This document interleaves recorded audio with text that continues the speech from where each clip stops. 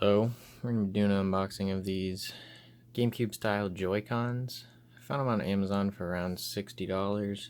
Haven't seen anybody else take a look at these, so I figured we might as well do an unboxing here.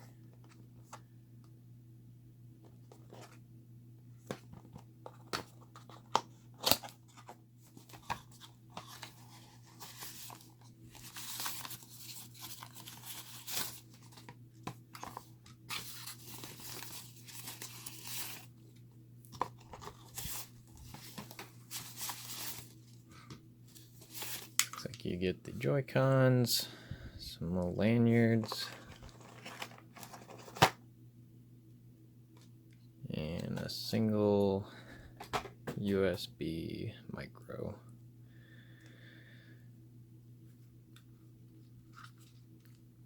Looks like that's where they charge via USB micro. Unfortunate that doesn't come with a dual-headed charger. Can't charge them both at the same time. So I was messing around with it further, and I did figure out that they do charge when attached to the Switch, but it only charges if the Switch is also charging. So it's not like regular Joy-Cons where you can have the Switch just playing handheld mode and it'll be charging the controllers. It has to be either docked or plugged in some sort of way in order for the Gamecube Joy-Cons to charge.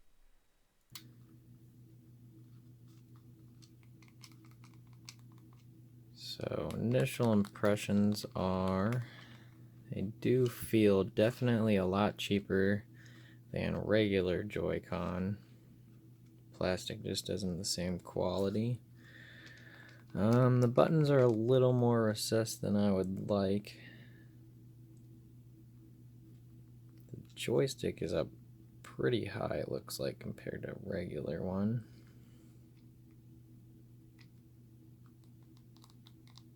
D-pad actually feels pretty nice.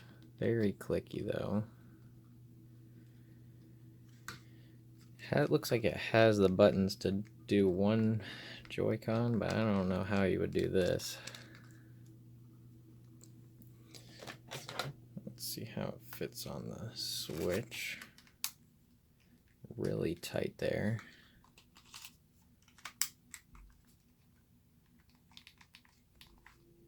Definitely feels kind of nice because it has more of a bump than regular Joy-Cons, not just flat. Speaking of the D-pad though, it actually feels very similar to if you would mod your D-pad and just used the regular Joy-Con buttons but with a D-pad instead. It's like it already connected to my Switch. And it's showing that there's an update for them. Let's see what that does. So as you can see, it did connect the Joy-Cons, and it shows them as black opposed to like the gray or the colored ones, which is pretty cool. So we're going to see how they actually work in game. Like I said, the buttons are very shallow, so it feels pretty weird compared to even just the Power A GameCube controller where the buttons are way more raised up.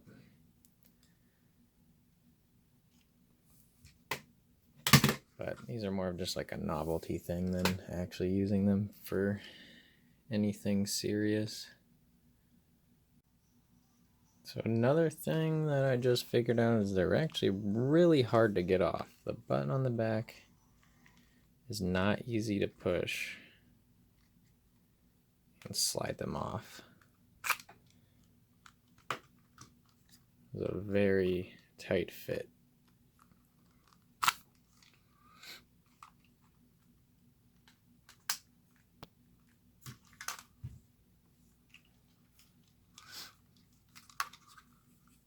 But they do connect as soon as you hit a button on them. I do want to see if they can wake up the Switch from sleep mode.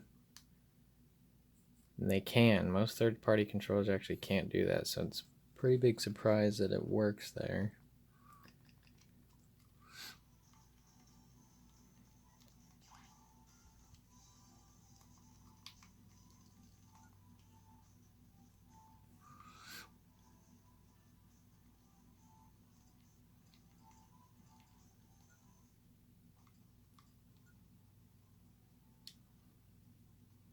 So let's test them out and see how they actually feel.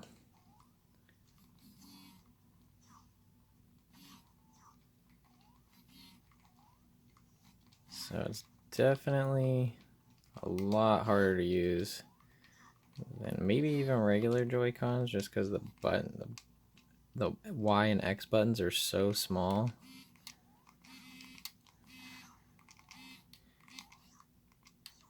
And the stick doesn't have as much range of motion as GameCube stick. Especially in split Joy-Con, it feels really weird.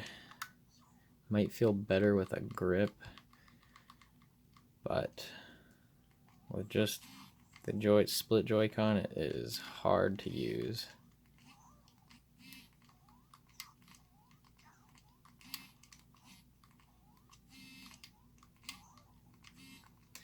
Vibration is pretty strong, which, as you can probably hear, is very loud.